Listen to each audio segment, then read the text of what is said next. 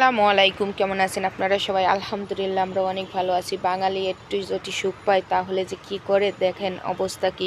সকালের খাবার না খাইয়েই ঘুমাই পড়ছি। সকালে অনেক দিন পরে দেখি যে বৃষ্টি আসছে আর অনেক ঠান্ডা লাগতেছে। এমন ঘুম আইছে, ঘুমের চোটে মানে পুরো 1টা বাজিয়ে দিছি। সকালবেলার খাবার কেউ খায় নাই। এখন ওই যে আমার বোন, তারপরে রিফান, রামিম ঘুমাইয়ে আছে আর আমি উঠে এখন আশিবাসি সারবো।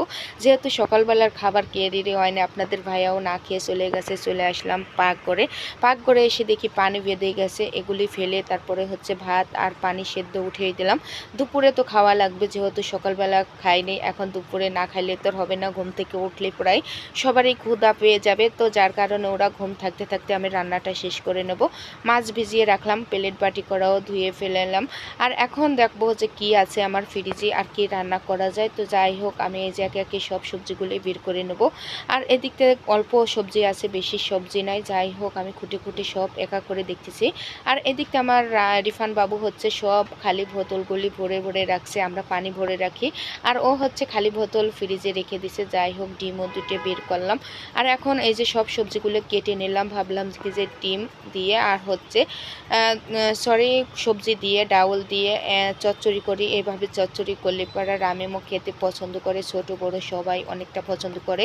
এই সবজির ভিতর হচ্ছে আলু, চিচিঙ্গা, তারপরে হচ্ছে ভেন্ডি আর হচ্ছে ডাউল, এই 4 পদের সবজি দিয়ে ভালোভাবে রান্না করব। হাতে মাখিয়ে সব মশলা উপকরণ একে একে দিয়ে ভালোভাবে হাতের সাহায্যে মাখিয়ে তারপরে চুলায় উঠাই দেবো। এইভাবে রান্না করলে পরে সত্যি বলছি খেতে অনেকটাই ভালো লাগে। আমাদের কাছে তো খুবই ভালো লাগে। অবশ্যই আপনারা একদিন রান্না করে দেখবেন।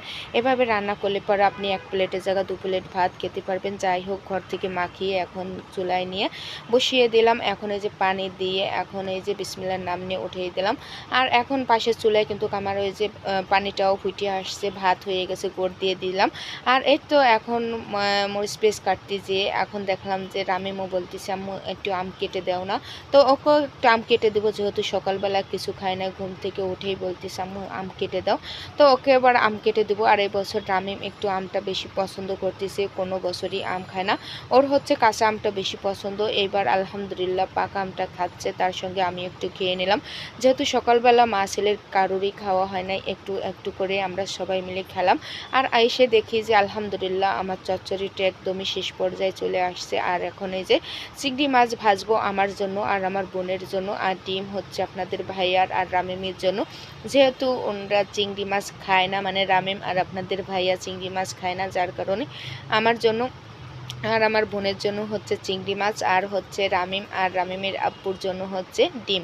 তো এইভাবেই একসঙ্গেই আমি ভুনা করে উঠিয়ে দিলাম। মশলাটারে ভালোভাবে কষিয়ে পানি দিয়ে তারপরে এই যে উঠিয়ে দিলাম। আলহামদুলিল্লাহ, এখন রামিম ঘুমাইছে, রিফান এখন ওঠে টিভি দেখতেছে। আর আমার বোন কিন্তু এখনও ওঠে নাই, ঘরের একদমই এলোমেলো ছড়িয়ে কুচিয়ে রয়েছে।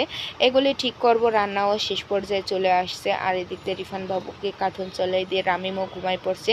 আর এখন দেখা যায় 2টা বাজে, 2টা 26 বাজে। আমি উঠছি 1টা 4, আর এখন 2টা 26 বেজে গেছে। তো আজকের ভিডিওটা এই পর্যন্ত। ভালো